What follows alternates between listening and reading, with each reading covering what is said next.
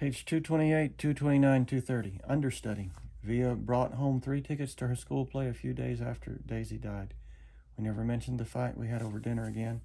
On the night of the play, right before she and Justin were leaving to get to their school early, she gave me a big hug and told me she loved me and she was proud to be my sister.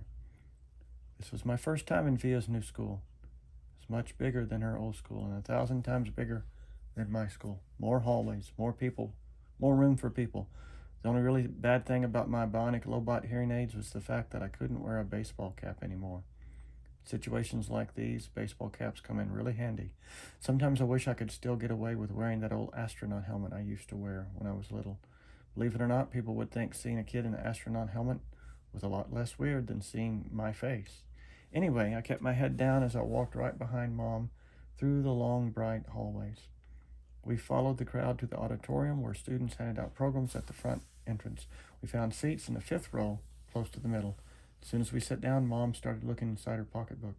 "Can't believe I forgot my glasses," she said. Dad shook his head. Mom was always forgetting her glasses. Or her keys. Or something or other. She is flaky that way. "Do you want to move closer?" said Dad.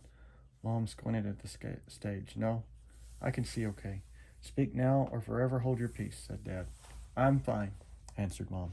"Look, there's Justin," I said to Dad, pointing out Justin's picture in the program. "That's a nice picture of him," he answered, nodding.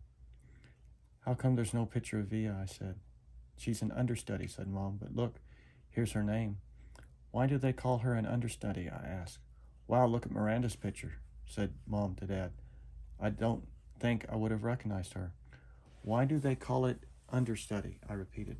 "It's what they call someone who replaces an actor if he can't perform for some reason," answered Mom. "Did you hear Martin's getting remarried?" Dad said to Mom. "Are you kidding me?" Mom answered, like she was surprised. "Who's Martin?" I asked. "Miranda's father," Mom answered, and then to Dad. "Who told you?" "I ran into Miranda's mother in the subway. She's not happy about it. He has a new baby on the way and everything."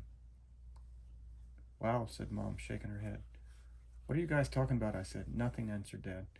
"But why do they call it understudy?" I said. "I don't know, Augie Doggy," Dad answered. "Maybe because the actors kind of study under the main actors or something. I really don't know." I was going to say something else, but then the lights went down. The audience got very quiet very quickly. "Daddy, can you please not call me Augie Doggy anymore?" I whispered in Dad's ear. Dad smiled and nodded and gave me a thumbs up.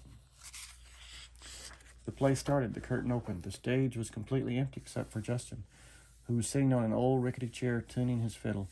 He's wearing an old-fashioned type of suit and a straw hat.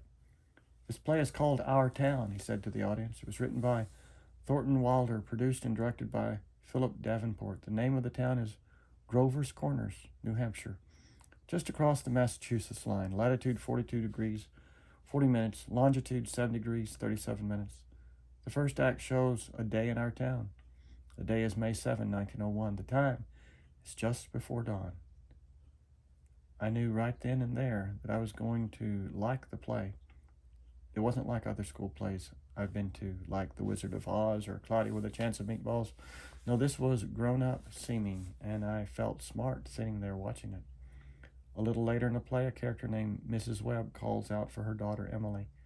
I knew from the program that that was the part Miranda was playing, so I leaned forward to get a better look at her. "That's Miranda," Mom whispered to me, squinting at the stage when Emily walked out. "She looks so different." "It's not Miranda," I whispered. "It's Via." "Oh my God," said Mom, lurching forward in her seat. "Shh," said Daddy. "It's Via," Mom whispered to me. "I know," whispered Dad, smiling. "Shh."